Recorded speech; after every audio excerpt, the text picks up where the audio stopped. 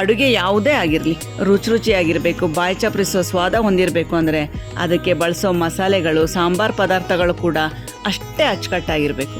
ಮಸಾಲೆಗಳನ್ನು ನಿರ್ದಿಷ್ಟವಾಗಿ ಹಾಕಿ ಮಾಡಿದ ಅಡುಗೆಗಳ ರುಚಿ ದುಪ್ಪಟ್ಟಾಗಿರುತ್ತೆ. ನಮ್ಮ ಕಡೆ ಜನಕ್ಕೆಂತೂ ಕಾರ್ಯಕ್ರಮ ಯಾವುದೇ ಆಗಿರಲಿ, ಯಾವುದೇ ಸ್ಟೈಲಿನ ಅಡುಗೆ ಮಾಡಿರಲಿ, ಊಟದಲ್ಲಿ ಅನ್ನ ಸಾಂಬಾರ್ ಮಾತ್ರ ರುಚಿಯಾಗಿರ್ಬೇಕು. ಸಾಂಬಾರಿನ ಸ್ವಾದ ಹಿಟ್ಟಾಯ್ತು ಅಂದರೆ ಅಡುಗೆ ಸೂಪರ್ ಹಿಟ್ ಆದಂಗೆನೆ ಅರ್ಥ.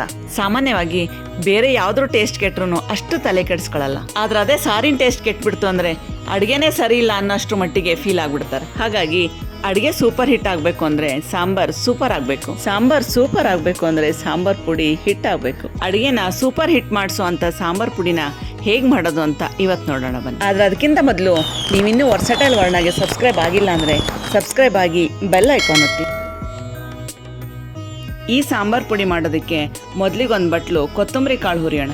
ನಮ್ಮಮ್ಮ ಅಂತೂ ತರಾವರಿ ಅಡುಗೆಗಳನ್ನ ಮಾಡ್ತಾರೆ. ನಮ್ಮಮ್ಮ ಮಾಡೋ ದೇಸಿ ಸೊಗಡಿನ ಹಳೇ ಕಾಲದ ಆರೋಗ್ಯಕರ ಅಡುಗೆಗಳನ್ನು ಸಾಮಾನ್ಯವಾಗಿ ಎಲ್ಲರೂ ತುಂಬ ಇಷ್ಟಪಟ್ಟು ಪ್ರೀತಿಯಿಂದ ಆಸ್ವಾದಿಸ್ತಾರೆ. ಅವ್ರು ಮಾಡೋ ವಿಧದ ಕಡುಬುಗಳು, ಅಜ್ಜಿ ಕಾಲದ ನಾವೆಲ್ಲ ಮರ್ತಿರೋ ಅಂಥ ಅಡುಗೆಗಳು ಎಲ್ಲರ ಫೇವ್ರೇಟ್. ನಮ್ಮನೆಗೆ ಬಂದು ಹೋಗೋರೆಲ್ಲ ಅಮ್ಮ ಮಾಡೋ ಸಾಂಬಾರು ರುಚಿನ ಇಷ್ಟಪಟ್ಟು ಕೆಲವರು ಸಾಂಬಾರ್ ಪುಡಿ ರೆಸಿಪಿ ಬರ್ಸ್ಕೊಂಡು ಹೋಗ್ತಾರೆ, ಇನ್ನು ಕೆಲವರು ಸಾಂಬಾರ್ ಪುಡಿನೇ ಇಸ್ಕೊಂಡು ಹೋಗ್ತಾರೆ. ಹಾಗಾಗಿ ಎಲ್ಲರೂ ತುಂಬ ಇಷ್ಟಪಡೋ ಈ ಸಾಂಬಾರ್ ಪುಡಿ ರೆಸಿಪಿನ ಇವತ್ತು ನಿಮ್ಮ ಜೊತೆ ಶೇರ್ ಮಾಡ್ತಿದ್ದೀನಿ. ಈ ಸಾಂಬಾರ್ ಪುಡಿ ರೆಸಿಪಿನ ನೀವು ಒಮ್ಮೆ ಟ್ರೈ ಮಾಡಿ ನೋಡಿ, ಕಾಮೆಂಟ್ ಮಾಡಿ. ಕೊತ್ತಂಬರಿ ಕಾಳನ್ನ ಹುರಿತಿರೋ ಘಮ ಬೀದಿಗೆಲ್ಲ ಬರೋಕ್ಕೆ ಶುರುವಾಗಿದೆ.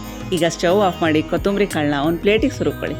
4 ಸ್ಪೂನಷ್ಟು ತೊಗರಿಬೇಳೆನ ಹುರಿರಿ. ನಾನಿಲ್ಲಿ ತೋರಿಸ್ತಿರೋ ಈ ಸಾಂಬಾರ್ ಪುಡಿ ರೆಸಿಪಿ ತುಂಬ ಸಿಂಪಲ್ ಆಗಿರೋವಂಥ ರೆಸಿಪಿ. 108 ಮಸಾಲೆ ಪದಾರ್ಥಗಳನ್ನ ಕೂಡ ಬಳಸ್ದೆ ತುಂಬ ಸುಲಭವಾಗಿ ಪ್ರತಿ ಮನೆಯಲ್ಲೂ ಅವೈಲೇಬಲ್ ಇರೋವಂಥ ಕೆಲವು ಮಸಾಲೆಗಳನ್ನು ಮಾತ್ರ ಇಲ್ಲಿ ಬಳಸಿರೋದು. ತೊಗರಿಬೇಳೆ ಕ್ರಿಸ್ಪಿ ಆಗಿದೆ. ಈಗ ಇದನ್ನು ಕೂಡ ಕೊತ್ತಂಬರಿ ಕಾಳು ಜೊತೆಗೆ ಹಾಕೋಣ.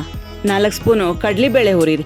ಎಲ್ಲ ಇಂಗ್ರೀಡಿಯೆಂಟ್ಸ್ಗಳನ್ನ ಮೀಡಿಯಂ ಫ್ಲೇಮ್ನಲ್ಲಿ ಹುರಿರಿ. ಹೀಗೆ ಕೈ ಆಡಿಸ್ತಾ ಹುರಿಯೋದ್ರಿಂದ ಕಾಳು ಕಪ್ಪಾಗಲ್ಲ, ಜೊತೆಗೆ ಕ್ರಿಸ್ಪಿ ಕೂಡ ಆಗುತ್ತೆ. ಕಡಲೆಬೇಳೆನ ಕೂಡ ಕೊತ್ತಂಬರಿ ಕಾಳು ಜೊತೆಗೆ ಹಾಕಿ 4 ಸ್ಪೂನು ಉದ್ದಿನಬೇಳೆ ಹುರಿರಿ. ಕೊತ್ತಂಬರಿ ಕಾಳು, ಉದ್ದಿನಬೇಳೆ ಇವುಗಳನ್ನೆಲ್ಲ ಹುರಿದಾಗ ಬರೋ ಗಮನೆ ಎಷ್ಟು ಚಂದ ಅಲ್ವಾ? ಅಕ್ಕಪಕ್ಕದ ಮನೆಯವ್ರಿಗೆಲ್ಲ ಗೊತ್ತಾಗುತ್ತೆ ಇವ್ರ ಮನೆಯಲ್ಲಿ ಸಾಂಬಾರ್ ಪುಡಿ ಮಾಡ್ತಿದ್ದಾರೆ ಅಂತ. ಈ ಘಮ ಒಂಥರ ಫ್ರೆಶ್ ಫೀಲ್ ಕೊಡುತ್ತಲ್ವಾ? ನೋಡಿ, ಉದ್ದಿನಬೇಳೆ ಗೋಲ್ಡನ್ ಬ್ರೌನ್ ಬಣ್ಣಕ್ಕೆ ಬಂದಿದೆ.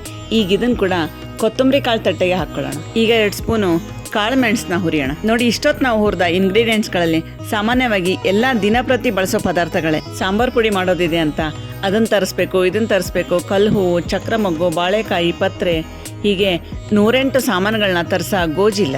ಬೇರೆ ಸಾಂಬಾರ್ ಪುಡಿಗಳಿಗೆ ಕಂಪೇರ್ ಮಾಡಿದರೆ ತುಂಬ ಚೀಪ್ ಮತ್ತು ಬೆಸ್ಟ್ ಕೂಡ ಆಗಿದೆ ಅಲ್ವಾ? ಹುರಿದ ಮೆಣಸಿನಕಾಳನ್ನ ಕೊತ್ತಂಬರಿ ಕಾಳು ಜೊತೆಗೆ ಹಾಕಿ 2 ಸ್ಪೂನು ಜೀರಿಗೆ ಹುರ್ಕೊಳ್ಳೋಣ. ಯಾವುದೇ ಪ್ರಾಂತದ ಅಡುಗೆ ಆಗಿರಲಿ, ಎಲ್ಲದರಲ್ಲೂ ಬಳಸುವ ಮಸಾಲೆ ಪದಾರ್ಥ ಅಂದರೆ ಅದು ಬಹುಶಃ ಜೀರಿಗೆನೇ ಇರಬೇಕು. ಜೀರಿಗೆ ಚಟಪಟ ಅನ್ನೋಕೆ ಶುರು ಮಾಡಿದಾಗ ಅದನ್ನು ಕೂಡ ಕೊತ್ತಂಬರಿ ಕಾಳು ತಟ್ಟೆಗೆ ಹಾಕೊಳ್ಳಿ. 1 ಸ್ಪೂನು ಸಾಸಿವೆ ಹುರಿಯಿರಿ. ಇಲ್ಲಿ ತೋರಿಸಿರೋ ಇಂಗ್ರೀಡಿಯೆಂಟ್ಸ್ಗಳನ್ನೆಲ್ಲ ಕೊತ್ತಂಬರಿ ಕಾಳನ್ನ ಅಳತೆಗೆ ತಕ್ಕಂತೆ ನೀವು ಹೆಚ್ಚು ಅಥವಾ ಕಡಿಮೆ ಬೇಕಾದರೂ ಮಾಡ್ಕೋಬಹುದು. ಸಾಸಿವೆನ ಕೂಡ ಚೆನ್ನಾಗಿ ಹುರಿದ ನಂತರ ಅದನ್ನು ಕೂಡ ಕೊತ್ತಂಬರಿ ಕಾಳಿನ ತಟ್ಟೆಗೆ ಹಾಕಿ 1/2 ಸ್ಪೂನು ಮೆಂತೆ ಹುರಿಯಿರಿ. ಮೆಂತೆ ಕಾಳು ಗೋಲ್ಡನ್ ಬ್ರೌನ್ ಕಲರಿಗೆ ಬಂದಾಗ ಮೆಂತೆ ಕಾಳನ್ನ ಕೂಡ ಕೊತ್ತಂಬರಿ ಕಾಳು ತಟ್ಟೆಗೆ ಹಾಕಿ ಸುಮಾರು 40ರಿಂದ 50 ಒಣ ಮೆಣಸಿನ್ಕಾಯಿನ ಕತ್ತರಿಸಿ ಹುರಿತಾ ಇದ್ದೀನಿ. ಹುರಿಯೋಕೆ ಈಸಿ ಆಗಲಿ ಅಂತ ನಾನು ಈ ಥರ ಕಟ್ ಮಾಡಿ ಹುರಿತಿದ್ದೀನಿ.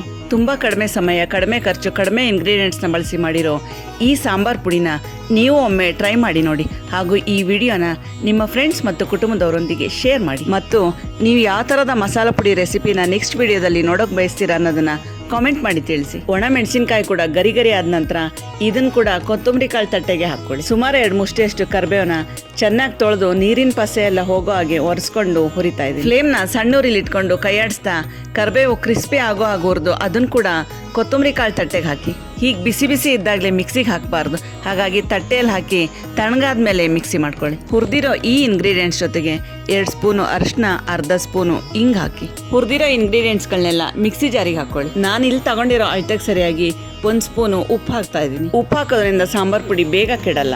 ಈಗ ಇದನ್ನ ಮಿಕ್ಸಿ ಮಾಡಿದ್ರೆ ಆಯ್ತು, ಸಾಂಬಾರ್ ಪುಡಿ ರೆಡಿ. ನೋಡಿ, ತುಂಬಾ ಕಡಿಮೆ ಇಂಗ್ರೀಡಿಯೆಂಟ್ಸ್, ಕಡಿಮೆ ಟೈಮ್ನಲ್ಲಿ ಎಷ್ಟು ಸುಲಭವಾಗಿ ಸಾಂಬಾರ್ ಪುಡಿನ ಮಾಡಬಹುದು ಅಂತ. ಸಾಂಬಾರ್ ಪುಡಿನ ಮೆಟಲ್ ಬಾಕ್ಸ್ನಲ್ಲಿ ಹಾಕಿಡೋದಕ್ಕಿಂತ ಹೀಗೆ ಏರ್ಟೈಟ್ ಗಾಜಿನ ಬಾಟ್ಲಲ್ಲಿ ಹಾಕಿಡೋದು ಒಳ್ಳೆಯದು. ತೇವ ಆಗದೆ ಇರೋಗಿ ನೋಡ್ಕೊಂಡ್ರೆ ಸುಮಾರು ದಿನ ಆದರೂ ಸಾಂಬಾರ್ ಪುಡಿ ಕೆಡಲ್ಲ. ನೀವು ಒಮ್ಮೆ ಇದನ್ನ ಟ್ರೈ ಮಾಡಿ ನೋಡಿ.